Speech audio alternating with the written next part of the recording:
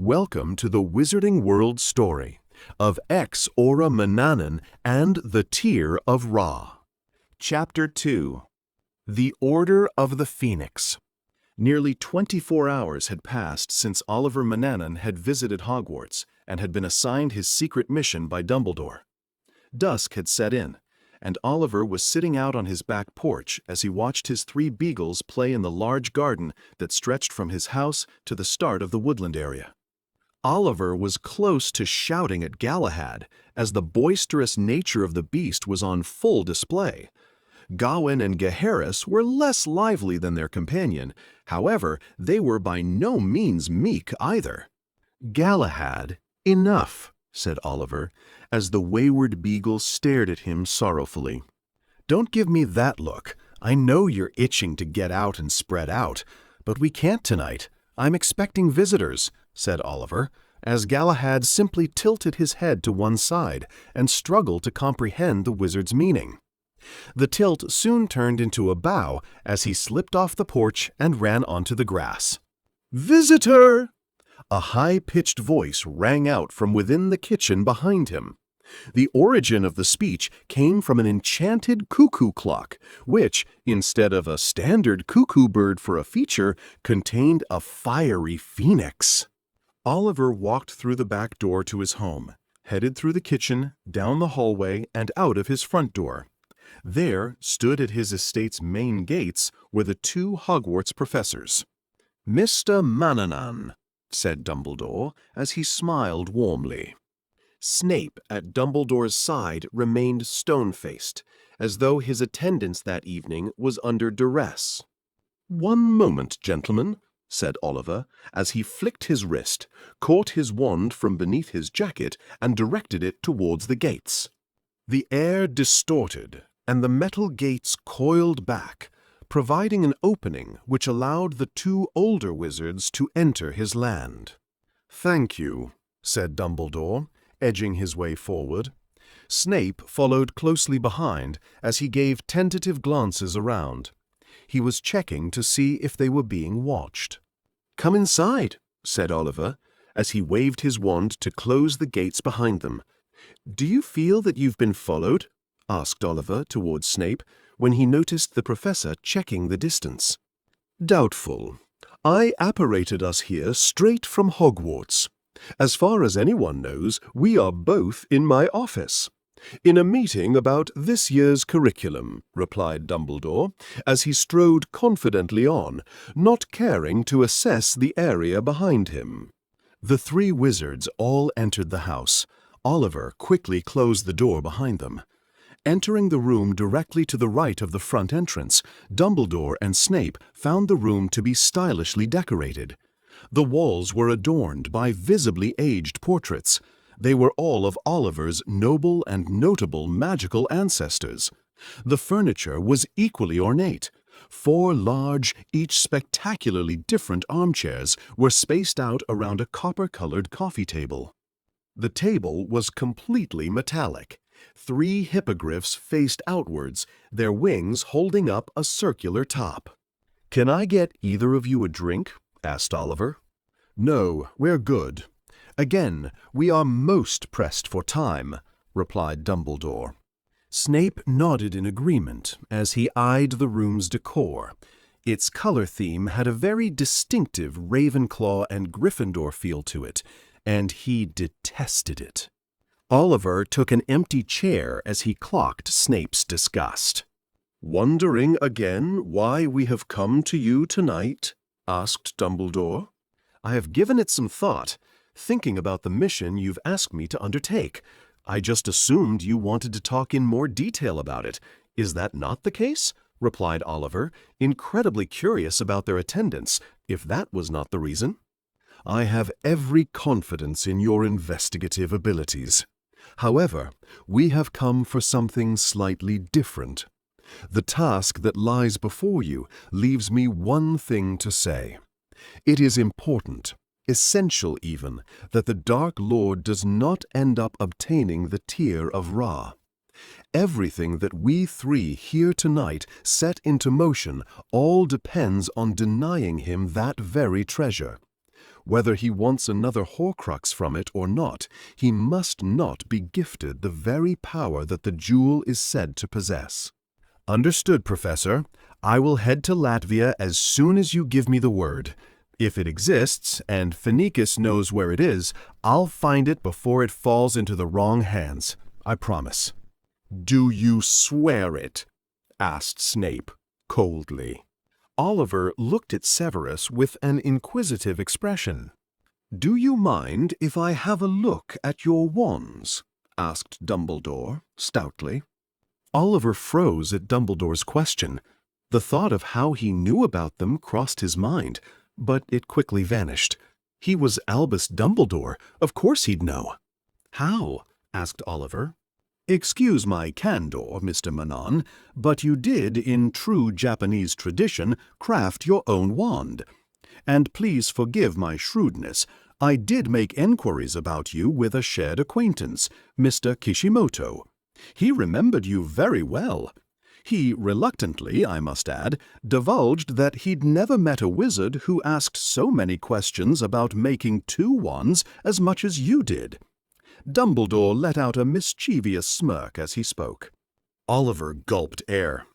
He felt now was the time to reveal, as it was no longer really a secret. He flicked his right wrist, and a wand appeared from under his sleeve and into his hand. He then flipped his left, and instantly an almost identical-looking wand dropped into his open left hand. He lifted the two wands up in the air. All students at Mahotokoro must make their own wand when they come of age. It's called Mahosodachi. It's something you do before graduation, before you have the chance for your robes to turn gold. The wand I had when I started at Hogwarts had a dragon heartstring core. It always felt temperamental to wield. The teachers at Mahotokoro let me keep it when I started there, instead of using a training wand. Throughout my studies, I always felt that my wand only really connected with a part of me and not the whole. In my first year there, when I started my Mahosodachi studies, I developed the idea of having two wands, making two wands that were twins but different, adhering to the true principles of Japanese magic. You see, said Oliver, as he brought the two wands together, they looked like mirror images of one another. They were both smooth, white-reddish in color, with a hint of taupe, with grips that were cylindrical, yet their tips had straight edges. There were odd ridges in the middle of both wands. As Oliver brought them together, the ridges slid against each other, connecting the wands as one. They're alderwood, almost identical, the only difference being their core. One is dragon heartstring, the other has a phoenix feather. My light and dark, if you will.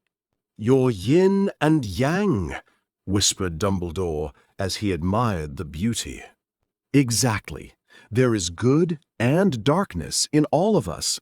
It's our actions that determine who we are, said Oliver as he slid the wands apart. Our choices, remarked Dumbledore, pausing for a moment. May I? He outstretched his hand, gesturing to see the wands for himself. Oliver passed Dumbledore both of his wands as the old wizard reconnected them together. He could feel the power and the splendor in their design. You have crafted exceptional wands, Mr. Manannan. Is the dragon heartstring core from the wand that chose you at Ollivander's? No. Usually in Mahosodachi, if you elect to have a dragon core, it should be from a dragon you slay. I did no such thing. It's from a dragon I discovered dying in a fire cave on one of the neighboring islands. I suspect it was dying from some form of childbirth fever. She was extremely weak. It was clear she had just given birth. There were dead baby dragons and one barely alive. I nurtured the baby till it was strong enough to fend for itself. When the mother passed, it felt right that a part of her, and that moment, stay with me. Fascinating. And the phoenix feather, I know for sure it did not come from forks, and there are very few phoenixes in this world today. I obtained the feather at Nocturne Alley. Not that I'm pleased about that fact. It was my only option at the time. replied Oliver, thinking back on the memory of his younger self frequenting the sinister market street for the first time. "The promise, headmaster." "The hour is getting late," interjected Snape.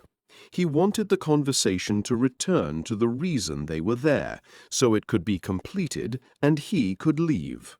"Of course, Severus. Mr. Manannan, you are an honorable wizard from most accounts. Both Alistair and Kingsley speak very highly of you, and from our conversation yesterday, I believe you're committed to the cause." The old wizard took a momentary pause before he continued. "But in these times of uncertainty, we often require absolute assurances, especially when we three are undertaking what can best be described as perilous steps. I understand. As I told you yesterday, I am vehemently opposed to the Dark Lord's ideology with every fiber of my being. I'll do what is needed to protect what I cherish." "Would you swear to do what is needed to protect Harry Potter above all others in this mission?" asked Dumbledore bluntly. "To protect Harry?" asked Oliver. He was well aware of Harry being the chosen one. He had even heard rumors of a prophecy foretelling such. "You've involved Harry in this quest?" "There is no me in involving Harry in this endeavor. It is more his undertaking than our own. We are simply here to ensure his success, for it will be his last act which will seal the Dark Lord's fate."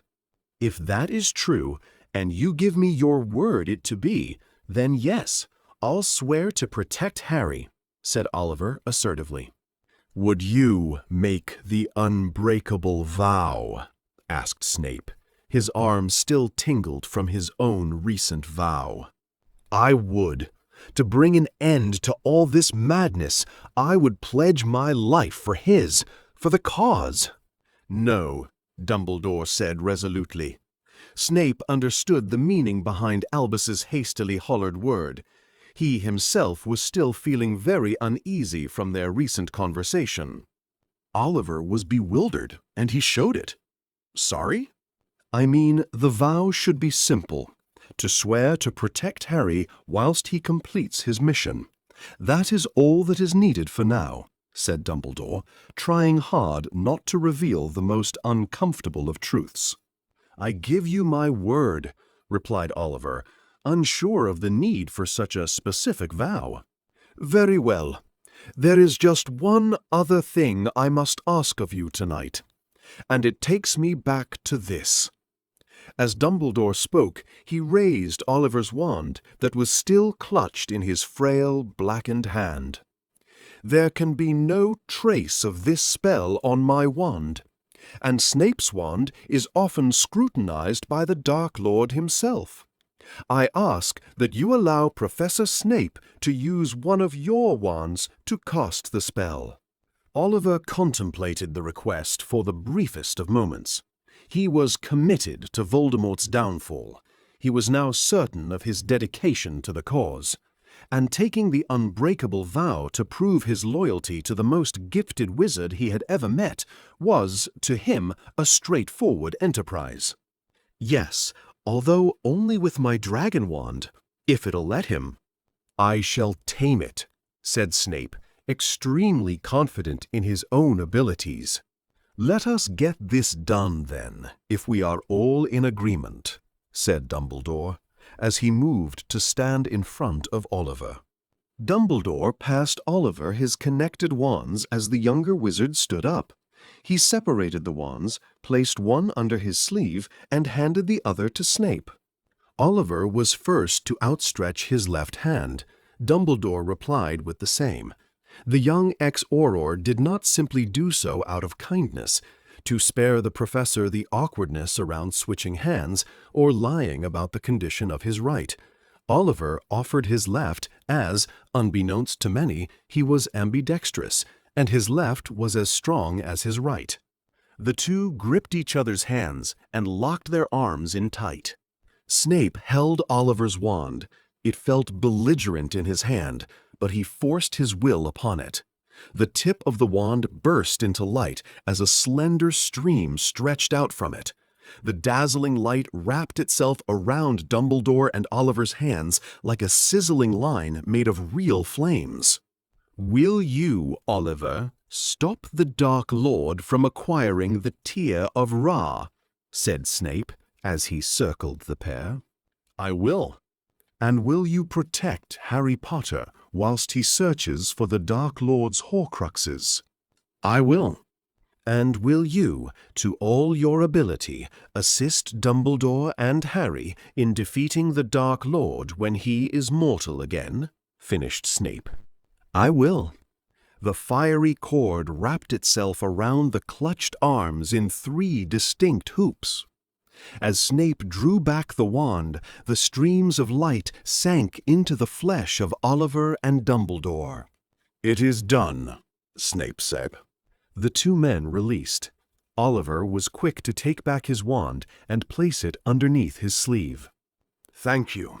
I know taking a stand hasn't been an easy choice," said Dumbledore as he squeezed the Ex-Auror's shoulder. The older wizard then took out his own wand and pointed it at the coffee table. With a quick flash, a large, empty brandy bottle appeared out of nowhere.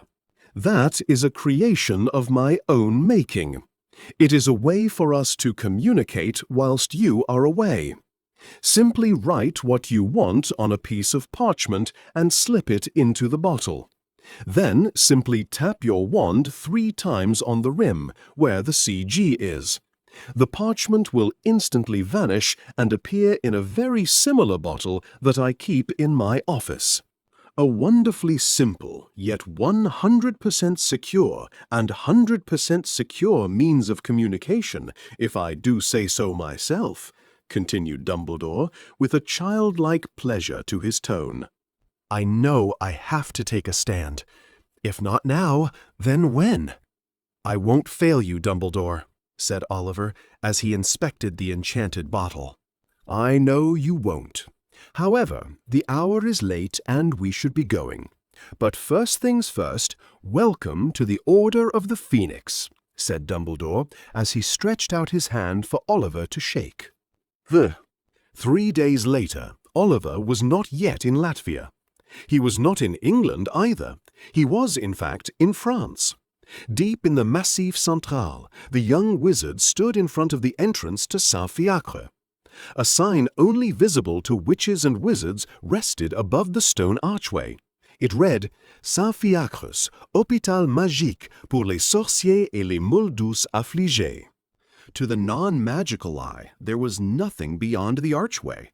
But to Oliver, there was a long, steep row of steps that stretched up the side of a mountain. The vertical path ended at a large white building on what was well known to be a magician-made plateau. Oliver was not alone. At his feet were his 3 companions, his canine knights. "Come on, you 3. We need to get you settled in," said Oliver, as he crossed through the archway and made his way up the shop flight of steps. All 3 dogs quickly followed. They found the incline easier to manage than Oliver, who was dressed in full winter clothes and carrying a rucksack on his back. Reaching the top, he was greeted by the lead healer of the magical hospital, Marion Bellamy. She was the same age as he was. She was a good friend of someone Oliver loved. Seeing Marion always made him think of the time he was introduced to her. Today was no different. The memory flooded in, quickly followed by the pang of pain and the sense of failure. "Oliver, this is an unexpected pleasure," said Marion, as she stepped forward to embrace her friend. "Marion, sorry to just show up like this. You did say in the past, 'Any time, anything,'" said Oliver as he came away from the hug. "That I did. You is always welcome at the Fiacres," replied Marion with a friendly, warm smile. "Thank you. And these rascals?" said Oliver as he looked down at his beagles. "Ah, the doggies. Of course, they all welcome. Come on in." Marion bent down and playfully hugged the three dogs as they all licked and kissed her face. She then escorted Oliver and his dogs through the large open doors. "Whilst there, you want to see Mr. Shue?" asked Marion. "I would. Is that okay?" replied Oliver. His tone conveyed a sense of duty. "Of course. And Teddy?" "That would be nice. I do have a new trick to show him," said Oliver, smirking. He would always visit Teddy when he came to the hospital and show off some interesting display of magic.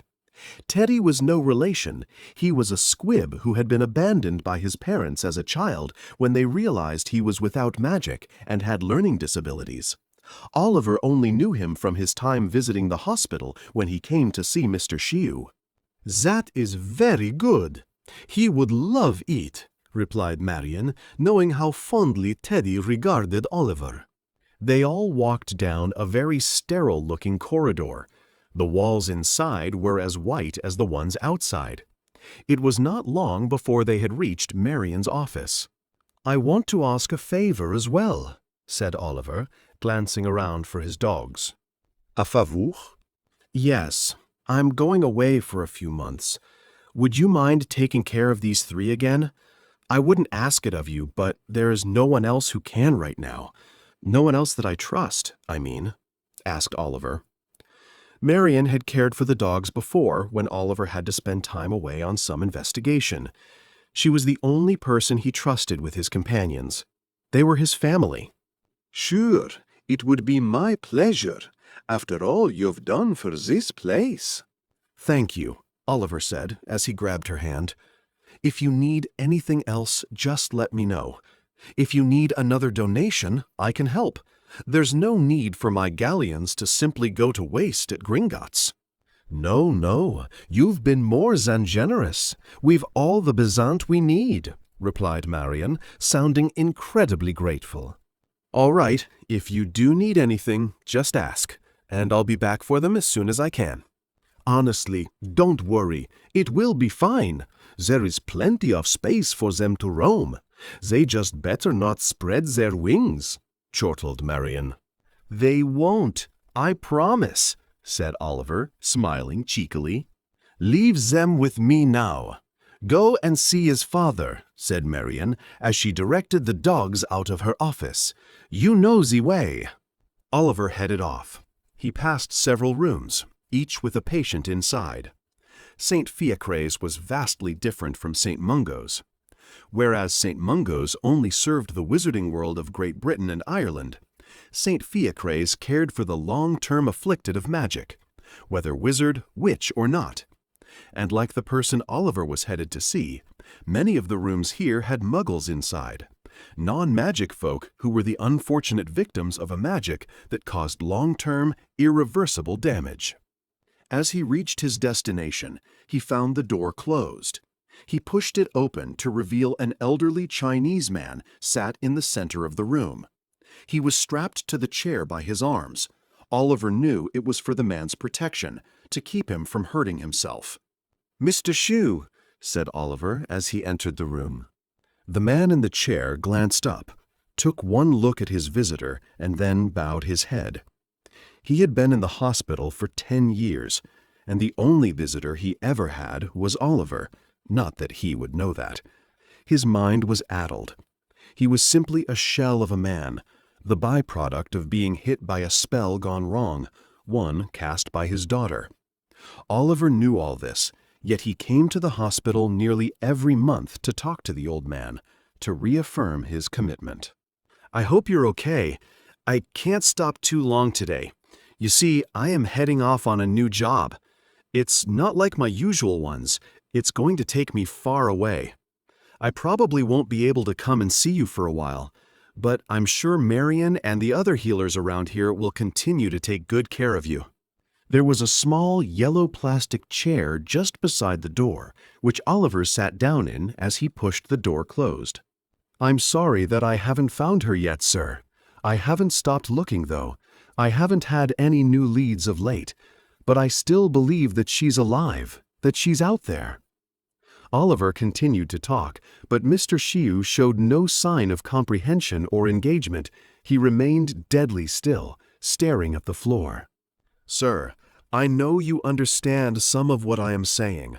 I will find Mei Sing. I will bring her home, and we will together work out a way to help you," said Oliver, as he noticed Mr. Shiu raise his head slightly.